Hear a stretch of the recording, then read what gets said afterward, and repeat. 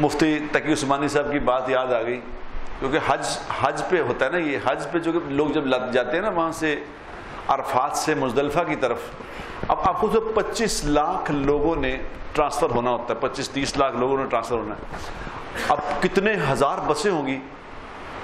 اب وہ کہتے ہیں جب، کیونکہ کچھ لوگ گئے ہوتے ہیں وی آئی پی حج پہ، وی آئی پی حج، ویسے عام حج تو 3-4 لاکھ روپے کا ہو جاتا ہے، پھر ذرا اس سے بہتر حج ہے وہ 5-7 لاکھ کا، اس سے بہتر 8-10 لاکھ کا، ایک اور حج ہوتا ہے جو کوئی 20-25 لاکھ کا ہوتا ہے۔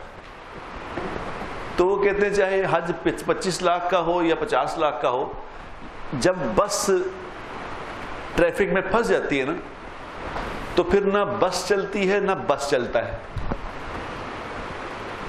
کچھ نہیں کر سکتے آپ کھڑے ہیں، چاہے 25 لاکھ دیا چاہے 30 لاکھ دیا، کھڑے۔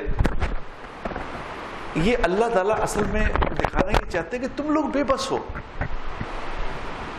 میں جو فیصلہ کر لوں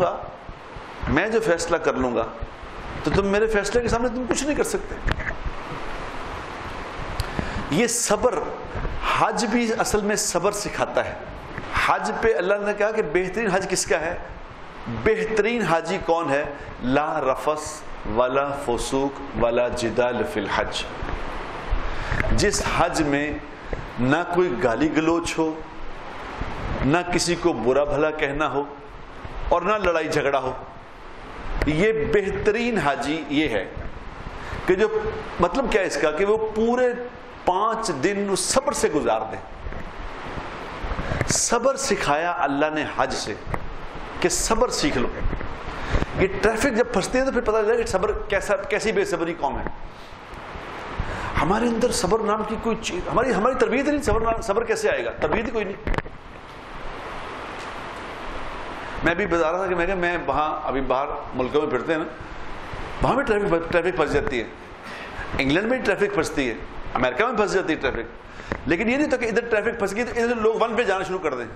ابھی ادھر ٹریفک پھنسی، لوگ 1 پہ آ گئے اور ادھر سے بند کر دی۔ نہیں، یہ کہیں اس طرح اگر وہاں لوگ کریں تو ساری زندگی کے لائسنس کینسل کر دیں۔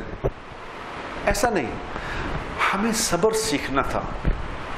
اللہ تعالیٰ نے جتنے اعمال، ابھی مجھے حج پہ کسی نے کہا کہ جی حج سے کیا مقصود ہے، حج سے کیا سیکھنا ہے؟ کیونکہ صبر کچھ بھی نہیں، کیونکہ صبر سیکھنا بڑا ضروری ہے۔ صبر کرو، ہر کام میں صبر کرو، ایک دم پینک نہ ہو جایا کرو۔ کیا ہو گیا، یہ یوں ہو گیا، یہ یوں ہو گیا، کچھ بھی نہیں ہو گیا، 1 منٹ صبر کرو، سب کچھ ٹھیک ہو جائے گا۔